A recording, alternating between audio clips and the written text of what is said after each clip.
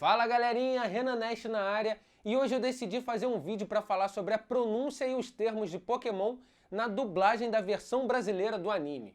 Então já se inscreve no canal se você não for inscrito, ativa o sininho para as notificações, compartilha já esse vídeo com os amigos e deixa aquele like para ajudar aqui, beleza? Vamos nessa!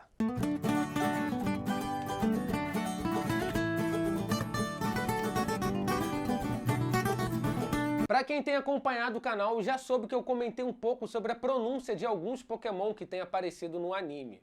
Porém, eu decidi fazer esse vídeo para explicar um pouquinho mais para vocês como que funciona isso durante o processo de dublagem.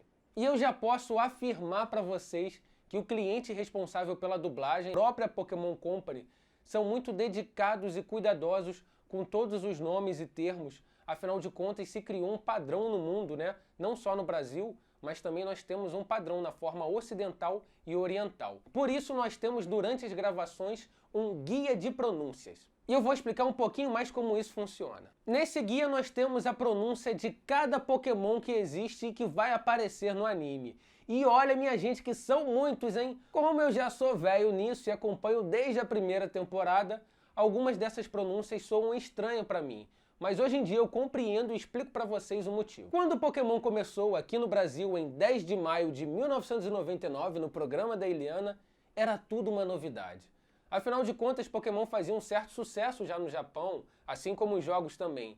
Mas aqui em território brasileiro, a princípio era só mais um novo desenho. Por isso não se sabia muito sobre isso. Ninguém ia imaginar que 20 anos depois o desenho ainda ia estar sendo exibido aqui no Brasil.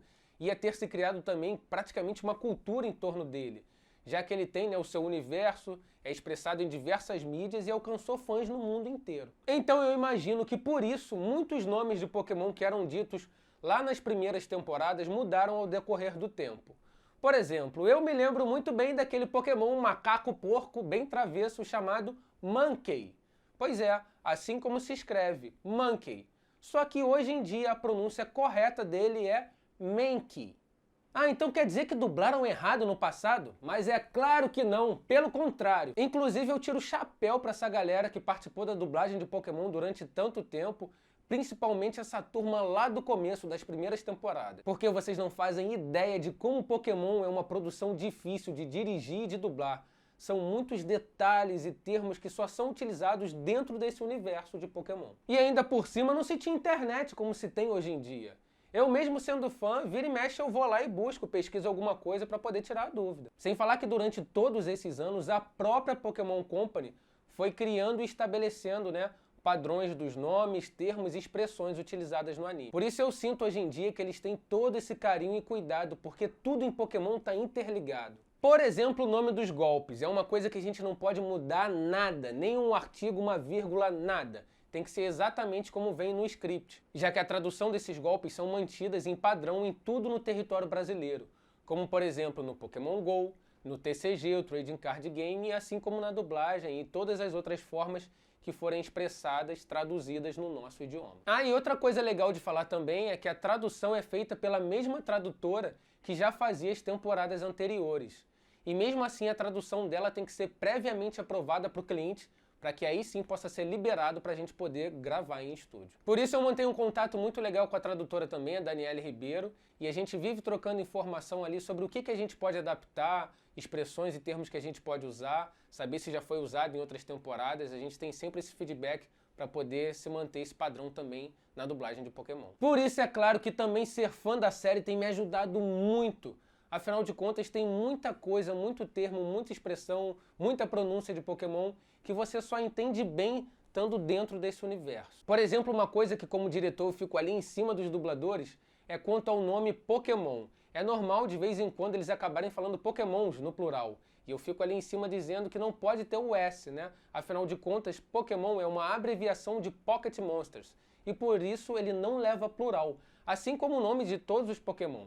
A gente recebe uma cartilha, as recomendações do cliente e tal, e lá no guia, chamo da Bíblia Pokémon ali para gravação, a gente não pode várias coisas mudar o nome, e mesmo que soe estranho no português, é assim que funciona, é um universo diferente do que a gente está acostumado. Sem falar que é cada nome que me aparece que realmente não é fácil de falar não, minha gente. Mas a gente consegue, a gente só dá boas risadas de vez em quando para travar a língua ali com o nome dos Pokémon, mas a gente conserta e dá sequência aí ao padrão como tem que ser as pronúncias. Vou dar agora a vocês alguns exemplos. Tentacool, eu sempre conheci como Tentacool, né, desde as primeiras temporadas, mas o correto hoje em dia é Tentacool.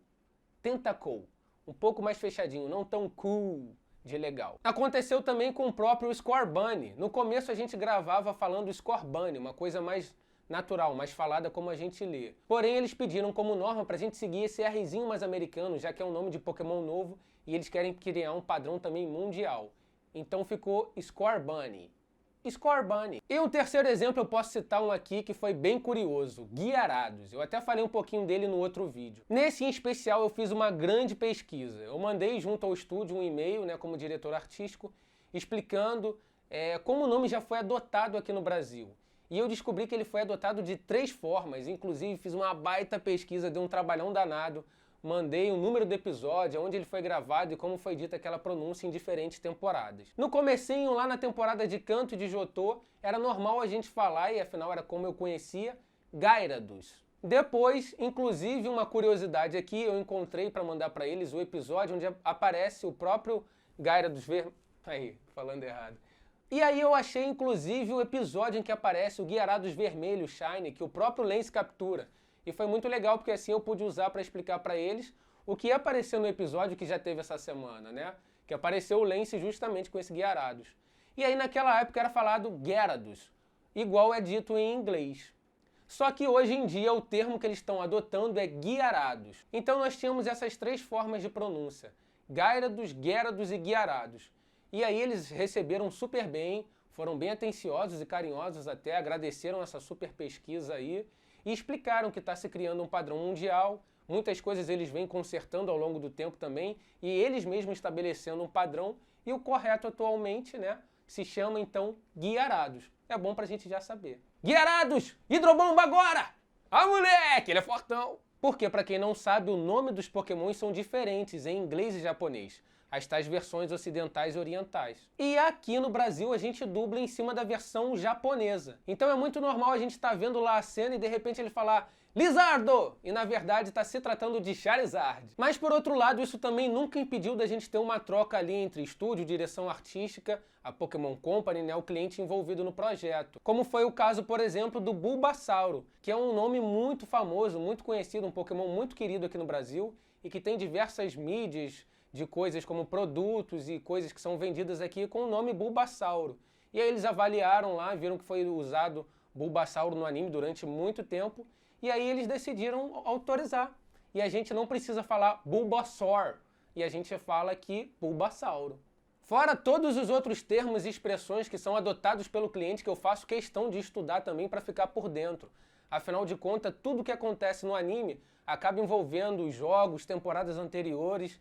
E afinal, né, 20 anos aí dessa série no Brasil. Por exemplo, outra coisa curiosa foi o termo Gigamax. Eles adotaram como norma pra gente seguir essa expressão aqui no Brasil. E a gente já estava muito acostumado com os jogos, né, nessas versões novas, a falar Gigantamax. Porque na maioria dos casos a galera acaba jogando em inglês, já que não tem o jogo traduzido em português aqui. E aí eles informaram que o nome Gigamax vai ser adotado para todas as outras coisas que vierem a ter isso no território brasileiro. Então por isso a gente não pode usar Gigantamax ou Giganta, o nome popular, né, carinhoso que a gente acaba utilizando. Ficou então determinado como no Brasil, Gigamax.